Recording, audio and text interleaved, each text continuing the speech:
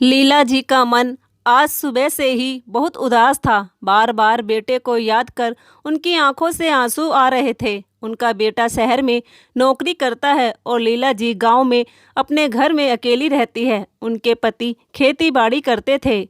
उनके जाने के बाद खेती बाड़ी का सारा काम लीला जी ही संभालती थी। लेकिन जैसे जैसे बुढ़ापा आता जा रहा था, उनकी बूढ़ी हड्डियां कमज़ोर होती जा रही थी। वह मन ही मन सोचने लगी, सारी जिंदगी हो गई कमाते कमाते, अब कुछ पल बेटे के साथ रहकर बिताना चाहती हूँ। एक दिन लीला जी ने फ़ोन पर बेटे से शहर आने की इच्छा जताई। 2 दिन बाद बेटा उन्हें शहर ले आया। एक दिन लीला जी आंगन में बैठी हुई उनके दोनों नाती पोती खेल रहे थे। सुधीर की पत्नी प्रिया गरम गरम पकोड़े लेकर वहीं आंगन में बैठ गई। एक प्लेट में बच्चों को दिए और दूसरी प्लेट खुद लेकर बैठ गई। लीला देवी जी बैठी हुई बहू के मुंह को ताकती रह गई। कुछ देर बाद लीला जी बर्तन साफ कर रही थी। तभी बहू प्रिया भी अपने झूठे बर्तन सिंक में डाल कर चली जाती है। लीला जी को बुरा तो बहुत लगता है, लेकिन वह कुछ नहीं कहती, चुप रह जाती है। किचन का काम समेट कर उन्हें बहुत ही थकावट होने लगती है, तो वह अपने कमरे में आराम करने चली गई और न जाने उनकी कब आंख लग गई, उन्हें पता ही न चला। कुछ ही देर बाद बहू उनकी कर्कश आवाज़ से उनकी नींद खुल गई। आंखें खोल कर देखा तो बहू वहीं चारपाई के पास खड़ी थी। माँ जी, संध्या का समय हो रहा है और आप हो कि बिस्तर पर लेटी हैं। अरे इतना बुढ़ापा आ गया है आपको, यह तो पता होगा आपको कि संध्या के समय लेटना नहीं चाहिए। वह उनसे लगभग चिल्लाते हुए बोली तो लीला जी की आंखों में आंसू आ गए। अगले दिन सुबह सुबह सुधीर अपनी माँ को आवाज़ देते हुए कहता है, अरे माँ, अभी तक उठी नहीं हो क्या सोकर?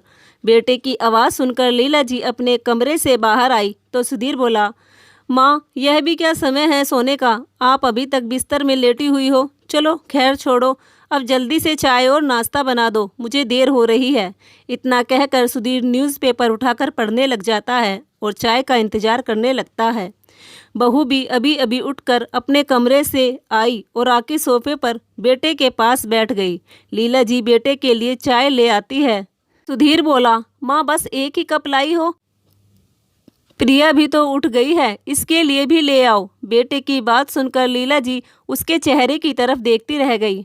अरे माँ, अब खड़ी क्या हो, जाओ प्रिया के लिए भी चाय ले आओ। सुधीर अपनी माँ से थोड़ी तेज आवाज़ में बोला तो लीला जी की आंखों में आंसू आ गए और वह रसोई में जाकर रोने लगी। बेटे बहू के साथ बुढ़ापे में कुछ पल बैठकर साथ बिताऊंगी, लीला जी यही सोचकर अपने घर और गांव को छोड़कर बेटे के पास आई थी। एक दिन लीला जी को बहुत तेज बुखार हो रहा था। उनका पूरा शरीर कांप रहा था। आंखें एकदम से लाल हो गई थी। पानी से उनका गला सूखा जा रहा था। उन्होंने बेटे और बहू को कमरे में से कई बार आवाज़ लगाई, लेकिन किसी ने कोई जवाब नहीं दिया। जब लीला जी धीरे धीरे उठकर रसोई तक आई और जैसे ही पानी का गिलास उठाया, बुखार के कारण शरीर कांप रहा था, इसलिए कांच का गिलास हाथ से छूट गया और ज़मीन पर गिरकर टूट गया। जैसे ही कांच के टूटने की आवाज़ आई, प्रिया अपने कमरे से तमतमाती हुई आई और चिल्लाते हुए बोली, माँ जी, ये क्या किया आपने? इतना महंगा कांच का गिलास तोड़ दिया। आपसे तो एक काम भी ढंग का नहीं होता। तभी आवाज़ सुनकर सुधीर भी रसोई में आया। टूटा हुआ गिलास देखकर माँ की तरफ आंखें निकालते हुए बोला, माँ, आपको नुकसान के सिवा और कुछ भी काम है या नहीं? हर समय कुछ ना कुछ नुकसान किए बैठती हो।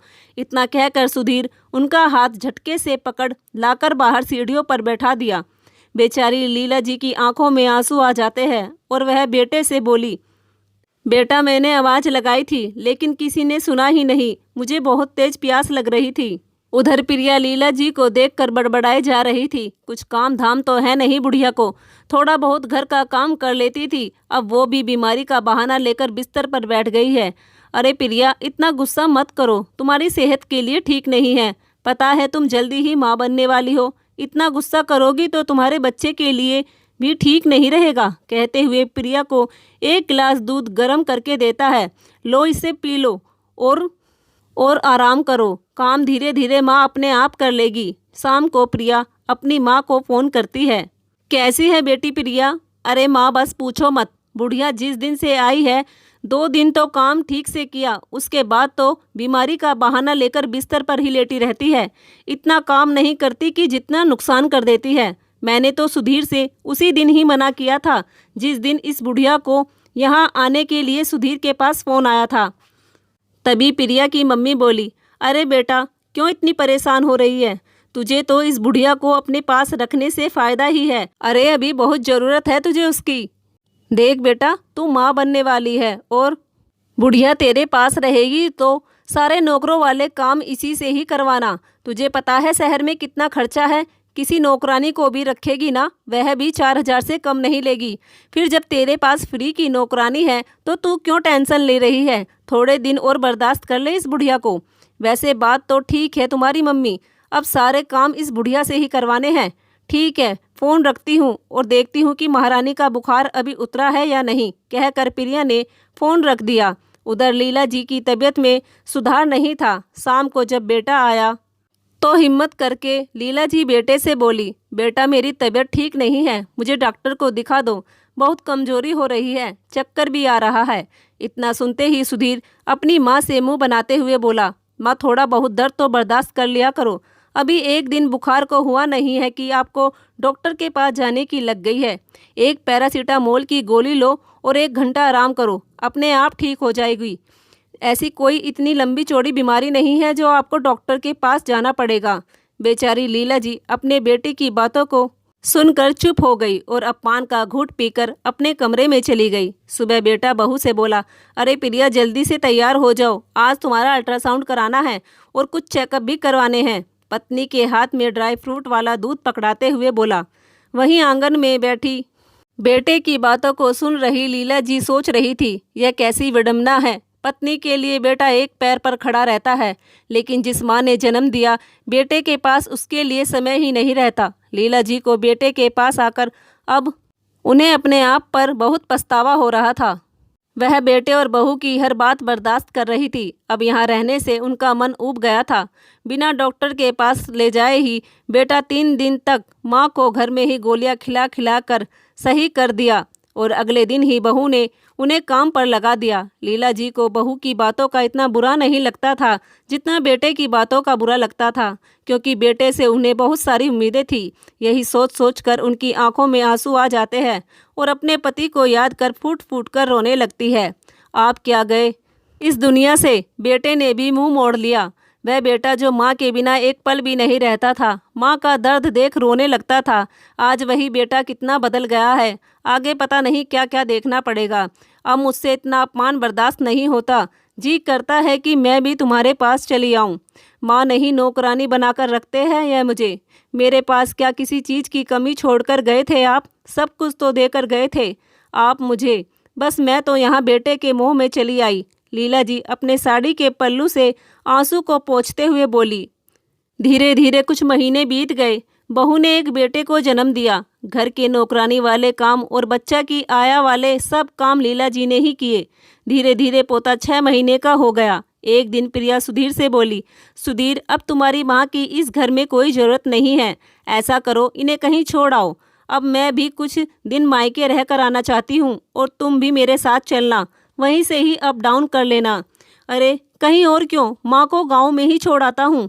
अरे सुधीर इतनी बेवकूफ़ी क्यों दिखाते हो? तुम्हें पता है जब से माँ यहाँ आई है उस घर का किराया तुम्हारे अकाउंट में ही आता है। अगर माँ वहाँ चली गई तो किराएदार को घर खाली करना पड़ेगा। अब बैठे बिठाए हमें इतना किराया मिल रहा है तो इसमें बुराई ही क्या है? अरे इससे अच्छा तो तुम अपनी माँ को किसी धर्मशाला में छोड़ाओ। वैसे बात तो तुम ठीक कह रही हो प्रिया, दिमाग तो काफ़ी लड़ा लेती हो तुम। और हमें तो वैसे भी बैठे बिठाए 30 से 35 हज़ार घर में मिल रहे हैं। बेटे बहू के कमरे में चाय देने जा रही लीला जी, बेटे बहू के मुंह से ऐसी बातें सुनकर लीला जी का खून उबाले लेने लगा और उन्होंने चाय की ट्रे ज़मीन पर देकर मारी। आवाज़ सुन बेटा और बहू बाहर आए। जैसे ही बेटा और बहू उन पर चिल्लाने को हुए, लीला जी की बूढ़ी हड्डियों में ऐसी जान आई कि दोनों हाथों से बेटे और बहू के मुंह पर थप्पड़ बजाने शुरू कर दिए। बेटा और बहू गाल मलते रह गए। माँ तुम्हारी हिम्मत कैसे हुई हम पर हाथ उठाने की? अब देखो मैं भी तुमसे सड़कों पर भीख ना मंगवा दूँ तो मेरा नाम भी सुधीर नहीं। बेटा पूरे जोश में भरकर बोला। मुझे लगता है बेटा अभी कसर बाकी है और भीख तू मंगवाएगा मुझसे? भीख तो मैं मंगवाऊंगी तुझसे। जिस दिन से यहाँ आई हूँ जिल्लत भरी जिंदगी जी रही थी मैं। तेरा बाप मुझे इतना मजबूत बनाकर गया है कि मुझे किसी के आगे भीख नहीं मांगनी पड़ेगी, समझा तू। और जिस घर में तू रह रहा है यह भी तेरे बाप का खरीदा हुआ है। अभी तक तेरे नाम कुछ भी नहीं था और ना ही होगा। अपनी माँ के साथ छल करने वाले, सज़ा तो तुझे ज़रूर मिलेगी। अब इस घर को जल्दी से जल्दी खाली करके अपने लिए कोई किराया का घर ढूंढ ले, क्योंकि मैं इस घर को अब किराए पर उठा कर दूंगी। अचानक सीधी सादी माँ का ऐसा भयंकर रूप देख बेटे और बहू के होश उड़ गए। लीला जी ने बेटे और बहू की ऐसी सिट्टी पिट्टी गुम करी कि कुछ देर तक तो बेटे और बहू का मुंह फटा का फटा रह गया। दोनों ने झट से माँ के पैर पकड़ लिए और नाक रगड़ते हुए माफ़ी मांगने लगे। माँ, हमें माफ़ कर दो, गलती हो गई हमसे। हमने आपके साथ ऐसा नहीं करना चाहिए था। हम अपने स्वार्थ में अंधे हो गए थे, कहते हुए बेटे और बहू ने लीला जी के आगे घुटने टेक दिए। कई बार माफ़ी मांगने के बाद लीला जी बोली, तुम इस घर में रह सकते हो, लेकिन सिर्फ और सिर्फ एक किराएदार बनकर। इस घर के मालिक बनने की भूल कभी मत करना। और हाँ, किराया मेरे घर समय से पहुंच जाना चाहिए और 6 महीने का एडवांस अभी चाहिए। तुमने अपनी माँ को हल्के में लेने की जो भूल की, यह उसी का सबक है। कहते हुए लीला जी अपने घर के लिए रवाना हो गई, जहां वह पति की यादों के साथ सुकून की 2 रोटी इज्जत से खा रही है। लीला जी ने अपने मरने से पहले अपना सब कुछ अपने पोते और पोती के नाम कर दिया था।